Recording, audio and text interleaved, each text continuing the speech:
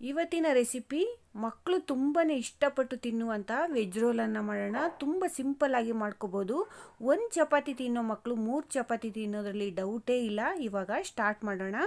ಮೊದಲು ನಾನು stove on ಮಾಡಿಕೊಂಡು ಬಾಣಲಿ ಇಟ್ಟಿದ್ದೀನಿ. ಈ ಬಾಣಲಿಗೆ 1 ಸ್ಪೂನ್ ಎಣ್ಣೆನ ಸೇರಿಸ್ಕೊಂಡು ಇದಕ್ಕೆ ಈರುಳ್ಳಿ, ಸಾಸಿವೆ, ಕರಿಬೇವನ್ನ ಹಾಕ್ಕೊಂಡು ಒಂದು 5 ನಿಮಿಷ ಫ್ರೈ ಮಾಡ್ಕೊಳ್ಳೋಣ. ಇದೇನು ಕಲರ್ ಚೇಂಜ್ ಆಗಬೇಕಾಗಿಲ್ಲ, ಒಂದು 5 ನಿಮಿಷ ಫ್ರೈ ಮಾಡಿಕೊಂಡ್ರೆ ಸಾಕು.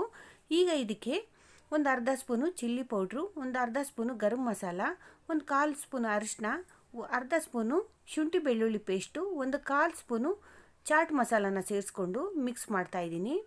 ಇದು ಒಂದು 5 ನಿಮಿಷ ಕಮ್ಮಿ ಉರಿ ಇಟ್ಕೊಂಡು ಇದನ್ನು ಫ್ರೈ ಮಾಡ್ಕೊಂಡು ಆದಮೇಲೆ ಒಂದು ಅರ್ಧ kg ಎಲೆಕೋಸನ್ನು ನಾನು ಚಿಕ್ಕದಾಗಿ ಉದ್ದುದ್ದಕ್ಕೆ ಕಟ್ ಮಾಡಿಕೊಂಡು ಇದಕ್ಕೆ ಸೇರಿಸಿ ನಾನು ಈಗ ಇದನ್ನು ಮಿಕ್ಸ್ ಮಾಡ್ತಾಯಿದ್ದೀನಿ.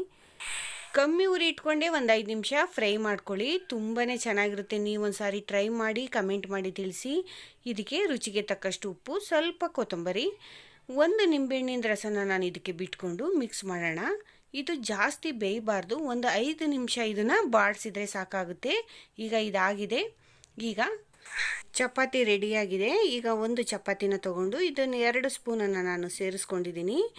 ಸೇರಿಸ್ಕೊಂಡು ಈಗ ರೋಲ್ ಮಾಡ್ತಾಯಿದ್ದೀನಿ ನೋಡಿ. ಈ ಥರ ರೋಲ್ ಮಾಡಿದರೆ ರೋಲ್ ರೆಡಿ ಆಯಿತು. ಮಕ್ಕಳಂತೂ ತುಂಬಾ ಇಷ್ಟಪಟ್ಟು ತಿಂತಾರೆ.